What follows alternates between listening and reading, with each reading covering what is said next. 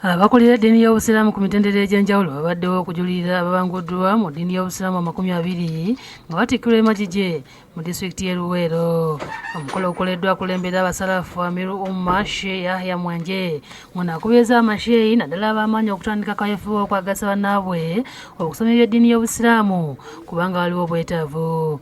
Ekyo kyetaaga tusabye amagezi nati kabaagala okujja bajja atayagala kugira ki. Era akootedde abattikiddwa okubeera ekyokulabirako eri bakulembera n'oluvannyuma n'abakwasa amabaluwa agabakakasa. Nolwekyo abasomesa bannange tukendeeze emiggo egyo gyo ngimanyi mu masomero gammwe mwege. Sheikh Hamza Kate nga yenannyini essomero asibiridde abatikkiddwa entanda. Twongere okuleeta abaana basome Qur'an ey'ekitiibwa. N'okuvaako ku Lugoba Skills Training Center abayizi abasoma mu 8 batikiddwa mu by'emikono ng'omukolo gutandise na Kumba.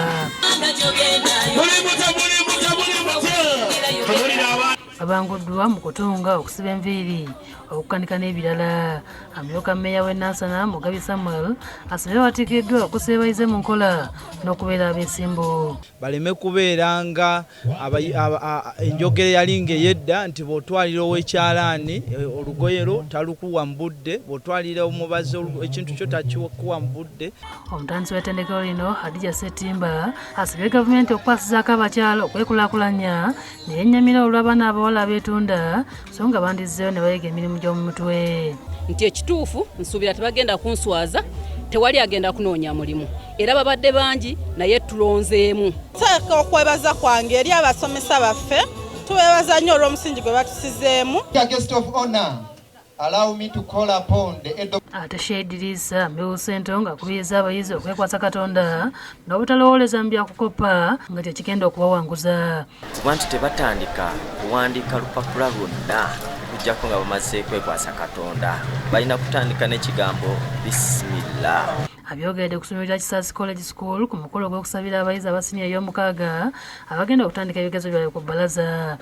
Omutandisi w'essomero lino era ng'emubaka wa Kawempe North Haji Latif Sebagala Sengendo akubiriza abayizi okwekkiririzaamu n'abayizi ne bategeeza nga bwe bali abeetegefu.